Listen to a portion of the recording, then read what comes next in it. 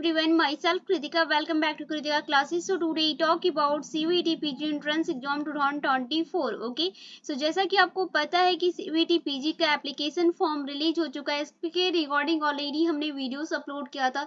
तो जैसा कि पहले था कि CVT PG एंट्रेंस एग्जाम में 100 क्वेश्चंस पूछता था, 25 आपके जीके के क्वेश्चंस होते थे और लाइक यहाँ पे 75 जो क्वेश्चंस होते थे आपके जूलॉजी के होते थे। बट अभी क्या हुआ है कि पेपर पैटर्न बिल्कुल ही चेंज हो चुका है। अभी वनली आपको 75 क्वेश्चंस करना है, वनली आपका जूलॉजी का ही क्वेश्चंस होगा। अगर जूलॉजी का होगा तो अगर आप जूलॉजी से होंगे तो जूलॉजी का होगा, अगर आप लाइफ साइंस से होंगे तो लाइफ साइंस से होगा, अगर आप बायोकेमिस्ट्री या बॉटनी से किसी भी सिर्फ वनली डोमेन के ही क्वेश्चंस पूछेगा। अदर यहाँ पे जीके के क्वेश्चन जो 25 देता था वो क्वेश्चंस नहीं देगा। ठीक है, तो वनली आपको 75 करना और जो आपके लिए टाइमिंग मिलेगी 115 मिनट्स आपके लिए एंट्रेंस एग्जाम में टाइमिंग होगी। ओके, सो जैसा कि हमने बताया भी था कि पेपर पैटर्न चेंज हो गया है।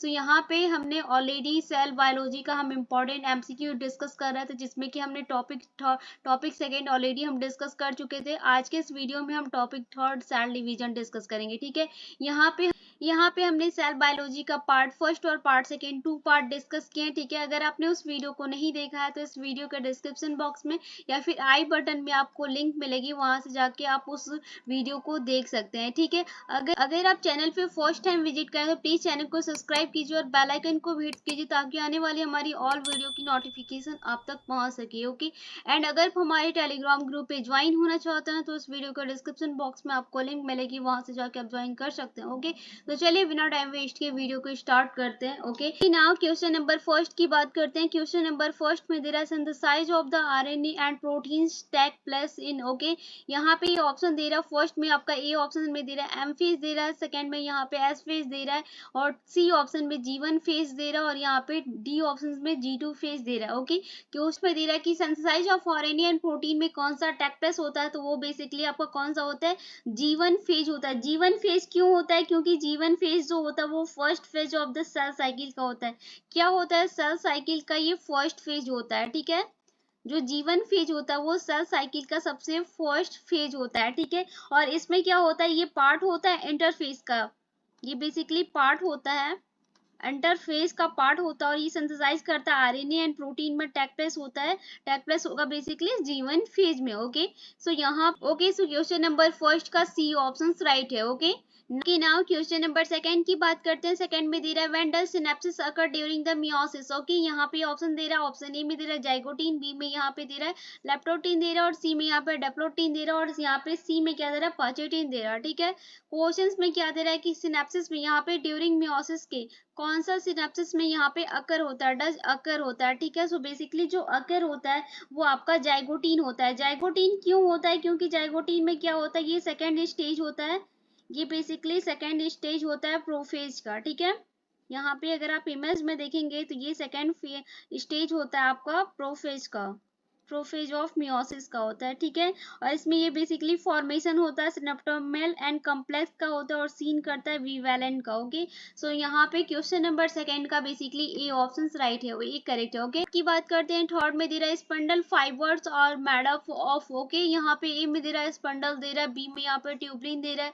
सी में यहाँ पे फ्लैजिलेलिया दे रहा है और सी में यहाँ पे डी ऑप्शन में क्या दे रहा है, ह्यूमलिन दे रहा है। ठीक है, सो यहाँ पे क्वेश्चंस में दे रहा है कि स्पंडल फाइबर्स किस में मेड अप होते हैं, तो बेसिकली जो स्पेंडल फाइबर्स होते हैं वो ट्यूबलिन में यहाँ पे मेडअप होते हैं। क्यों होते हैं, क्योंकि इसमें प्रोटीन का एक ग्लोबुलर प्रोटीन होता है जो कि फॉर्म करता है माइक्रोट्यूबल्स के साथ और हेल्प करता है सेल डिवीजन में। इसका स्पेंडल फाइबर्स का वर्क यहाँ पे ये होता है कि बेसिकली ये स्पेंडल फाइबर्स जो होते हैं वो सेल डिवीजन में हेल्प करता है। ठीक है, सेल डिवीजन में यहाँ पे हेल्प करता है। ओके, तो यहाँ पे क्वेश्चन नंबर थर्ड का बेसिकली बी ऑप्शन राइट है। Okay, now question number four की बात करते हैं। फोर में क्या दे रहा है कि क्रोमोसोम्स और द सेपरेटेड ड्यूरिंग। ओके, यहाँ पे ऑप्शन ए में क्या दे रहा है, प्रोफेज दे रहा है, बी में एनाफेज दे रहा है, सी में यहाँ पे मेटाफेज दे रहा है और डी में क्या दे रहा है, टेलोफेज दे रहा है। दे रहा क्या रहा है क्वेश्चंस में कि क्रोमोसोम्स किस में सेपरेट होता है, सेपरेटेड ड्यूरिंग होता है, तो वो बेसिकली किस में होता है, आपका एनाफेज में होता है। ठीक है, एनाफेज में क्यों होता है, क्योंकि एनाफेज क्या होता है, थर्ड स्टेज होता है। ये क्या होता है, बेसिकली थर्ड स्टेज होता है सेल डिवीजन का। ठीक है, ये बेसिकली थर्ड स्टेज होता है सेल डिविजन का। ड्यूरिंग इसमें स्टेज में क्रोमोसोम्स मूव अवे होता है from the another opposite poles of the spindle में, ठीक है। अपोजिट, यहाँ पे अपोजिट पोल्स होता है स्पिंडल में, तो इसलिए आपका क्वेश्चन नंबर 4 का सेकेंड ऑप्शन राइट है। ओके ना, ओके नाउ क्वेश्चन नंबर 5 की बात करते हैं। 5 में दे रहा है कि crossing over occurs between, okay, यहाँ पे ए में दे रहा है 2 डॉटर न्यूक्ली, बी में दे रहा है 2 डिफरेंट वी वैलेंट्स, और सी में दे रहा है non sister chromatid of bivalent, और डी में क्या दे रहा है sister chromatid of bivalent. Okay, questions में क्या दे रहा है कि क्रॉसिंग ओवर किस में अकर्स होगा, दोनों के बीच में, बिटवीन दे रहा है ना, तो क्रॉसिंग ओवर किस में होता है, वो बेसिकली यहाँ पे नॉन सिस्टर क्रोमेटिड होते हैं ऑफ द वी वैलेंट में होता है, ठीक है। क्यों होता है, क्योंकि इसमें होता है क्या, जो क्रॉसिंग ओवर होता है वो अकर बिटवीन होता है non sister chromatid of bivalent में, और क्रोमोसोमल क्रॉसिंग ओवर में एक्सचेंज करता है जेनेटिक्स मटेरियल में। इसके किसके साथ एक्सचेंज करता है, क्रॉसिंग ओवर एक्सचेंज होता है जेनेटिक्स मटेरियल के साथ, और ये बिटवीन होता है होमोलोगस क्रोमोसोम्स में। ये याद रखना आप, यहाँ पे क्वेश्चंस में दे सकता है कि ये homologous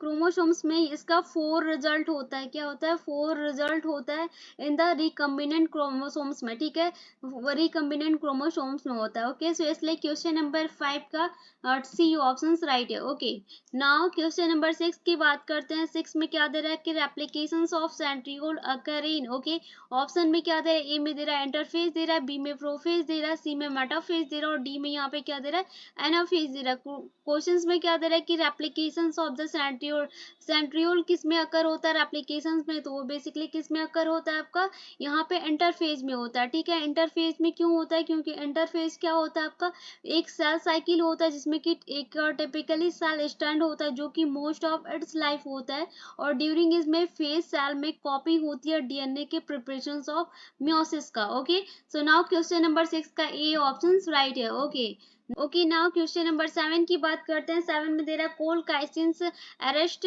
which of the following stage of the cell division. Okay, यहाँ पे ए में दे रहा है एनाफेज दे रहा है, बी में टेलोफेज दे रहा है, सी में इंटरफेज दे रहा है, और डी में मेटाफेज दे रहा है, ठीक है। कोल काइसिन जो होता है वो क्या होता है, एल्क्वाइड होता है, जो कि यूज होता है treat acute attack of gout में, और क्लोकाइसिन जो होता है वो अरेस्ट होता है मेटाफेज के स्टेट ऑफ सेल डिवीजन में। Okay, so now question number 7 का डी ऑप्शन राइट है। ओके, नाउ क्वेश्चन नंबर 8 की बात करते हैं। 8 में दे रहा है cell plate is laid during, okay, यहाँ पे ए में दे रहा है साइटोकाइनेसिस दे रहा है, बी में यहाँ पे कैरियोकाइनेसिस दे रहा है, सी में यहाँ पे एंटरफेज दे रहा है, और डी में मेटाफेज दे रहा है, ठीक है।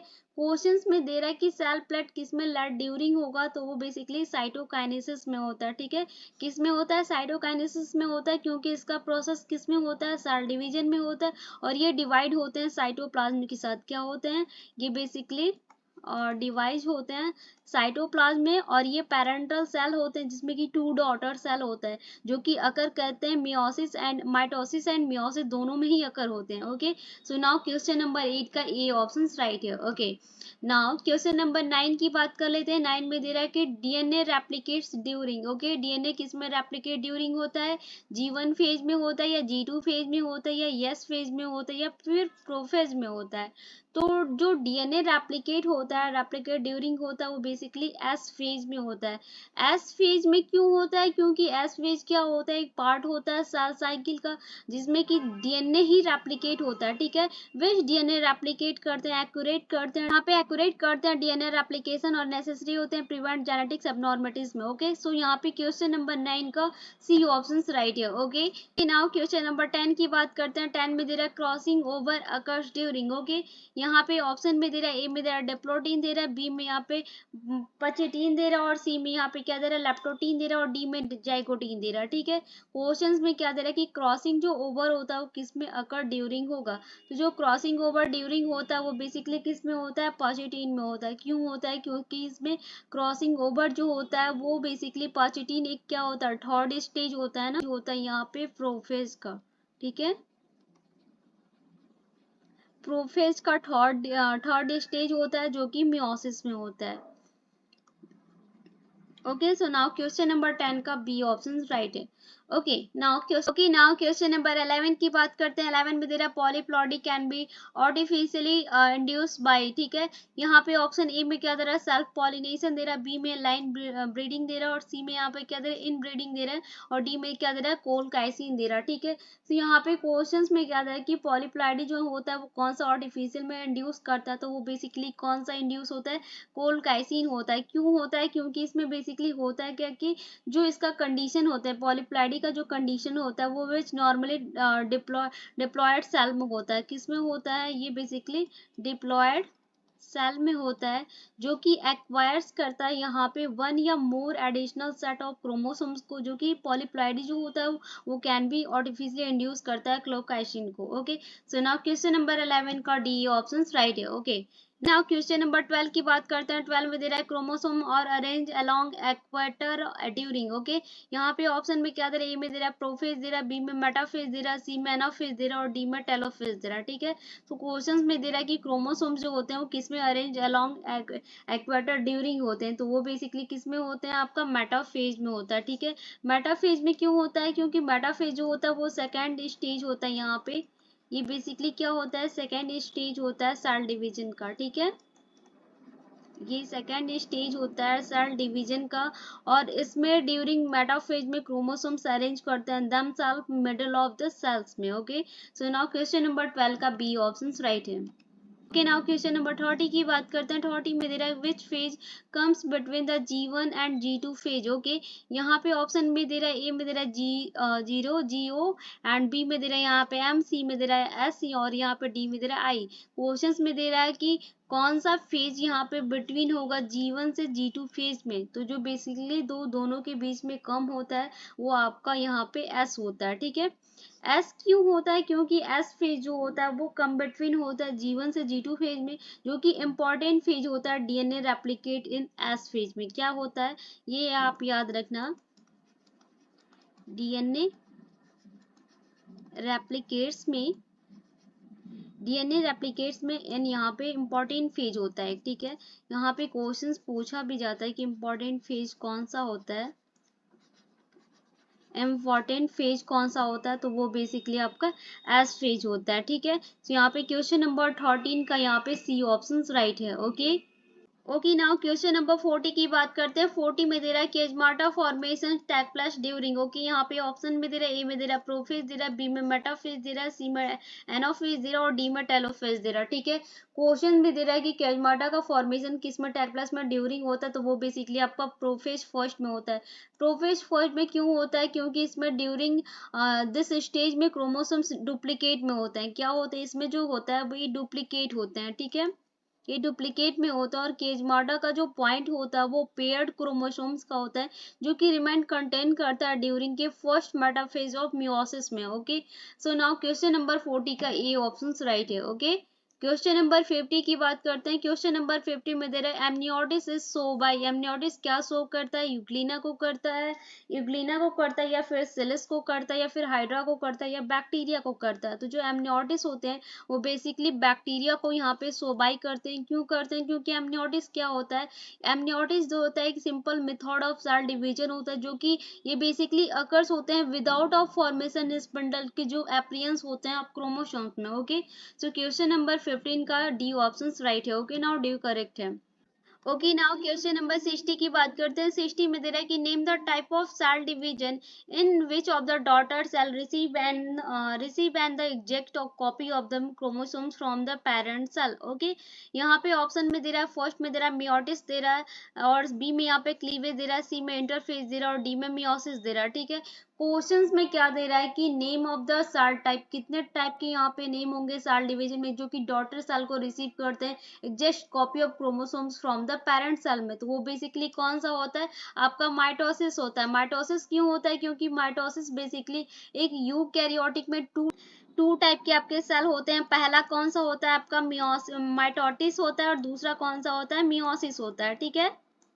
दूसरा कौन सा होता है आपका मियोसिस होता है, जो कि रिडक्शनली डिवीजन होता है मियोसिस के सेल डिवाइस में, जो कि नंबर ऑफ क्रोमोसोम्स में एक पेरेंट्स के डॉटर सेल में रिमेन होते हैं। Okay, so now question number 60 का ए ऑप्शन राइट है। Okay, okay now question number 70 की बात करते हैं। 70 में दे रहा who coined the term mitosis. Okay, A में आपका क्या दे रहा है, रॉबर्ट हुक दे रहा है। यहाँ पे बी ऑप्शन में क्या दे रहा है, वॉल्टर फ्लेमिंग दे रहा है। और यहाँ पे सी में क्या दे रहा है, फॉर्मर एंड मूर दे रहा है। और डी में यहाँ पे क्या दे रहा है, एफ टॉड दे रहा है। ठीक है, तो यहाँ पे दे रहा है कि माइटोसिस को किसने टर्म किया था। तो बेसिकली जो माइटोसिस को टर्म किया था वो वॉल्टर फ्लेमिंग ने किया था। ठीक है, वॉल्टर फ्लेमिंग ने किया था। वॉल्टर फ्लेमिंग क्यों ने किया था, ये वॉल्थर फ्लेमिंग जो साइंटिस्ट थे उन्होंने 1882 में इंट्रोड्यूस किया था टर्म ऑफ माइटोसिस को, जो कि प्रोसेस था where one round of the DNA replication और टेल्ड था single round of chromosome segregation, जो कि जनरेट क्या करते हैं, टू जेनेटिकली आइडेंटिकल सेल्स को करते हैं।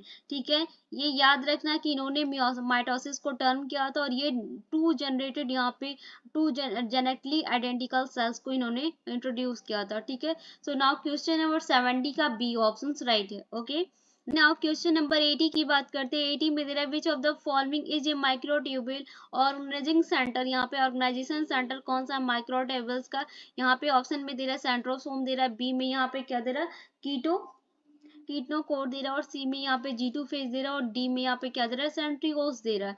सो कौन सा सेंटर था, तो बेसिकली जो सेंटर है वो आपका सेंट्रोसोम है। ठीक है, सेंट्रोसोम ही यहाँ पे माइक्रोट्यूबुल्स का ऑर्गेनाइजेशन का सेंटर है। क्यों है, क्योंकि इसमें क्या होता है, ये बेसिकली आपका MTOC, इसका ये पूछा भी जाता है कि यहाँ पे microtubules organizing centre of the chromosomes है। ठीक है, ये आपका MTOC होता है, जो कि इसका फुल फॉर्म होता है। और सेंट्रोसोम में है और प्रेजेंट आउटसाइड में न्यूक्लियर मेम्ब्रेन होता है, जो कि रेगुलेट करता है cycles of the cell division और एज वेल एज माइक्रोट्यूबल्स का फॉर्मेशन होता है। Okay, so now question number 18 का ए ऑप्शन राइट है। ओके, नाउ क्वेश्चन नंबर 19 की बात करते हैं। 19 में दे रहा है कि among the following which one is the not the sub stage of the mitosis. Okay, यहाँ पे क्वेश्चंस में दे रहा है कि कौन सा माइटोसिस का सब stage one of the not है। ठीक है, नॉट है। ठीक है, अमॉन्ग द फॉलोइंग आपको फॉलोइंग करना है। ए में दे रहा है प्रोफेज दे रहा है, बी में मेटाफेज दे रहा है, सी में एनाफेज दे रहा है, और यहाँ पे डी ऑप्शंस में यहाँ पे आपका क्या दे रहा है, न्यूक्लिएशन दे रहा है। ठीक है, सो यहाँ पे बेसिकली जो आपका सब स्टेज होता है मियोसिस का नॉट होता है वो न्यूक्लिएशन होता है, क्योंकि आपको भी नहीं होता है, क्योंकि माइटोसिस जो होता है स्टार्ट विद न्यूक्लियर डिवीजन होता है, जो कि कॉल कैरियोकाइनेसिस में फॉलो करता है साइटोकाइनेसिस को। इसका फेज होता है फर्दर डिवाइडेड होता है 4 सब स्टेज में। ठीक है, ये 2 यहाँ पे साइटो कैरियोकाइनेसिस में होता है, ये क्या होता है, कैरियोकाइनेसिस में होता है, और एक साइटोकाइनेसिस में होता है, साइटोकाइनेसिस में होता है। और इसका बेसिकली 4 फेज होता है, 4 सब स्टेज होता है, 4 सब स्टेज होता है। पहला कौन सा होता है इसका, पहला होता है प्रोफेज होता है। ठीक है, पहला कौन सा होता है, प्रोफेज होता है। दूसरा कौन सा होता है इसका, मेटाफेज होता है। ठीक है, और तीसरा कौन सा होता है, एनोफेज होता है। और चौथा कौन सा होता है, टेलोफेज होता है। ठीक है, तो ये आपकी 4 सब यूनिट सब स्टेज होता है, और ये आपका कैरियोकाइनेसिस साइटोकाइनेसिस का होता है। ठीक है, तो यहाँ पे बेसिकली क्वेश्चन नंबर 19 का डी ऑप्शन राइट है। Okay, okay now question number 20 की बात करते हैं। 20 में दे रहा name the protein which is the holds two sister chromatids. Okay, यहाँ पे ऑप्शन ए में क्या दे रहा है आपका, ऑप्शन ए में दे रहा है सिक्रीन दे रहा है, बी में यहाँ पे क्या दे रहा है, सेपरेस दे रहा है, सी में यहाँ पे क्या दे रहा है, कोइसिन दे रहा है, और यहाँ पे डी ऑप्शन में क्या दे रहा है, एपीसी दे रहा है। तो यहाँ पे क्वेश्चन में दे रहा है कि टू सिस्टर क्रोमेटिड में कौन सा बेसिकली होल्ड करेगा, नेम द प्रोटीन, उस प्रोटीन का, तो वो बेसिकली कोइसिन होता है। ओके, तो क्वेश्चन नंबर 20 का बेसिकली सी ऑप्शन राइट है। Okay, okay now question number 21 की बात करते हैं। 21 में दे रहा है which of the following microtubules pulls the chromosomes towards. Okay, यहाँ पे ए में क्या दे रहा है, एस्ट्रल दे रहा है, बी में पोलर दे रहा है, सी में यहाँ पे दे रहा है किटनोकोर्स दे रहा है, और यहाँ पे डी में सेंट्रीओल्स दे रहा है। तो बेसिकली यहाँ पे जो पोल्स यहाँ पे क्रोमोसोम्स में पोल होंगे माइक्रोट्यूबल्स में, वो बेसिकली आपका किटनोकोर होता है। ठीक है, किटनोकोर्स क्यों होता है, क्यों होता है? क्योंकि ये बेसिकली होते हैं क्या कि किरणोकोर जो होता है वो माइक्रोट्यूबल्स में माइटोसिस में स्पिंडल होते हैं जो कि अटैच होते हैं क्रोमोसोम्स के साथ, और ये स्पेसिफिक साइड होते हैं कॉल्ड द किरणोकोर्स, और ये पुल होते हैं टू सिस्टर क्रोमेटिड में जो कि अपोजिट पोल ड्यूरिंग में एनाफेज में होता है। Okay, so now question number 21 का बेसिकली आपका सी ऑप्शन राइट है, सी करेक्ट है। ओके, नाउ क्वेश्चन नंबर 22 की बात करते हैं। 22 में दे रहा है spindle fibre attach to the chromosomes by a process is known as. यहाँ पे क्वेश्चंस में दे रहा है कि स्पिंडल फाइबर में कौन सा अटैच होगा और क्रोमोसोम्स में यहाँ पे प्रोसेस होगा इसका जो कि नोन एज होगा। ए में क्या दे रहा है? कांग्रेशन दे रहा है, कांग्रेस दे रहा है, बी में बाइंडिंग दे रहा है, सी में अलाइनमेंट दे रहा है, और डी में यहाँ पे क्या दे रहा है? सर्च एंड कैप्चर दे रहा है। ठीक है, सो बेसिक विच प्लस को एंड करता है माइक्रोट्यूबल्स के साथ और सर्च करता है किटोकोर्स के साथ साइट ऑफ क्रोमोसोम्स में जो कि अटैच टू इट होता है, और दिस माइक्रोट्यूबल्स में रेडिएट करता है एमटीओसिस के साथ। किसके साथ करता है? एमटीओसी के साथ करता है आपका यहाँ पे एमटीओसिस के साथ करता है जो कि पोल्स में होता है। Okay, so now question number 22 का यहाँ पे डी ऑप्शन राइट है। Okay, okay, now question number 23 की बात करते हैं। 23 में दे in which of the following phase sister chromatids move toward opposite pole. Okay, यहाँ पे ऑप्शन में क्या दे रहा है? ए में दे रहा है टेलोफेज दे रहा है, बी में एनाफेज दे रहा है, सी में प्रोफेज दे रहा है, और डी में मेटाफेज दे रहा है। क्वेश्चंस में दे रहा है कि कौन सा फॉलोइंग फेज होगा जो कि सिस्टर क्रोमेटिड में मूव होगा अपोजिट टुवर्ड अपोजिट पोल में। जो अपोजिट पोल में होता है वो बेसिकली आपका यहाँ पे एनाफेज होता है। ठीक है, एनाफेज क्यों होता है? क्योंकि एनाफेज जो होता है वो बेसिकली आपके टू सिस्टर क्रोमेटिड होते हैं जो कि किटोकोर्स में ट्यूबल्स में मेटाफेज स्टेट में होते हैं और स्टार्ट मूविंग करते हैं toward opposite poles of the anaphase state में। ठीक है, क्योंकि एनाफेज जो होता है वो टू सिस्टर क्रोमेटिड को स्प्लिट अपार्ट करता है मूव के opposite poles of the spindle में। ओके, सो इसलिए क्वेश्चन नंबर 23 का बी ऑप्शन राइट होगा, एनाफेज होता है। ओके, नाउ क्वेश्चन नंबर 24 की बात करते हैं। 24 में दे रहा है कि which of this proteins is the responsible for the depolymerisation of the microtubules. Okay, यहाँ पे ए में क्या दे रहा है? किन आई काइनेज दे रहा है, यहाँ पे बी में CNPE दे रहा है, और यहाँ पे सी में क्या दे रहा है? डाइनिन दे रहा है, और यहाँ पे डी में दे रहा है एक्टिन दे रहा है। ओके, सो क्वेश्चंस में क्या दे रहा है कि कौन सा प्रोटीन रिस्पॉन्सिबल करता है डीपॉलिमराइजेशन के माइक्रोट्यूब्यूल्स में। सो बेसिकली जो डीपॉलिमराइजेशन माइक्रोट्यूब्यूल्स में होता है वो जो रिस्पॉन्सिबल होता है वो किन आई काइनेज होता है। क्यों होता है? क्योंकि इसमें बेसिकली CENPE जो होता है वो के आई काइनिन में डाइनिन के साथ मोटर प्रोटीन्स होता है जो कि कंटेन करता है किटोकोर्स को, और आउट ऑफ देम ये किन आई काइनेज जो होता है वो रिस्पॉन्सिबल करता है डीपॉलिमराइजेशन के माइक्रोट्यूबल्स में फॉर्म प्लस एंड होता है विल डाइनिन जनरेटेड करता है पोल वर्ड को और फोर्स करता है टूवर्ड के माइनस एंड पे। ठीक है, यहाँ पे प्लस पे ये क्या होता है? प्लस पे जो यहाँ पे क्या करता है? प्लस पे क्या करता है? यहाँ पे विल डाइनिन होता है। ठीक है, डाइनिन होता है और यहाँ पे जनरेट करता है पोलर वर्ड को, ये फोर्स करता है टूवर्ड के माइनस एंड पे। ठीक है, यहाँ पे माइनस पे एंड होता है। ठीक है, सो बेसिकली यहाँ पे क्वेश्चन नंबर 24 का ए ऑप्शन राइट होगा। Okay, okay, now question number 25 की बात करते हैं। 25 में दे रहा है कि name the medication which is the hinders of the shortening of the microtubules. Okay, और यहाँ पे ये चार ऑप्शन दिए गए हैं। ओके, सो क्वेश्चन नंबर 25 का आंसर मैं आपको नहीं बताऊंगी, क्यों होगा इसका आंसर क्या है ये नहीं मैं बताऊंगी, ये आप मुझे कमेंट सेक्शन में बताएंगे। ठीक है, इसका आंसर आप मुझे कमेंट सेक्शन में देंगे। ओके, और जल्दी से जल्दी, अभी तक मैंने पार्ट फर्स्ट में भी और पार्ट सेकेंड में भी हमने लास्ट में कुछ क्वेश्चन पूछे, तो उस क्वेश्चंस के आंसर आप मुझे कमेंट सेक्शन में दीजिएगा, और इस पार्ट का भी 25 क्वेश्चंस का आंसर आप मुझे कमेंट सेक्शन में दीजिएगा। Okay, so I just hope कि आपको ये वीडियो पसंद आया होगा। वीडियो पसंद आएगा तो प्लीज वीडियो को लाइक कीजिएगा और ज्यादा से ज्यादा स्टूडेंट में शेयर कीजिएगा, क्योंकि आपको पता है कि अब CUET PG एंट्रेंस एग्जाम में ओनली 75 क्वेश्चंस पूछेगा, आपके जीके के क्वेश्चंस यहाँ पे नहीं होंगे। ठीक है, तो ओनली 75 क्वेश्चंस को करने के लिए आपको 14 यूनिट को पढ़ना है। अभी तक यहाँ पे सिलेबस में कोई चेंजेस नहीं की गई है। अगर बाय द वे सिलेबस में कोई भी चेंजेस की जाती है तो मैं उसका वीडियो आपको अपलोड कर दूंगी। Okay, so I just hope कि आपको ये वीडियो पसंद आएगा। वीडियो पसंद आएगा तो प्लीज वीडियो को लाइक कीजिएगा। अगर आप चैनल पे फर्स्ट टाइम विजिट करते हो प्लीज चैनल को सब्सक्राइब कीजिए और बेल आइकन को भी हिट कीजिए ताकि आने वाली हमारी ऑल वीडियो की नोटिफिकेशन आप तक पहुंच सके। ओके, एंड यहाँ पे अगर आप हमारे टेलीग्राम ग्रुप पे ज्वाइन होना चाहते हैं तो इस वीडियो के डिस्क्रिप्शन बॉक्स में आपको लिंक मिलेगी, वहां से जाके आप ज्वाइन कर सकते हैं। ओके, तो मिलते हैं जल्द ही नेक्स्ट वीडियो में, तब तक के लिए thank you, thanks for the watching.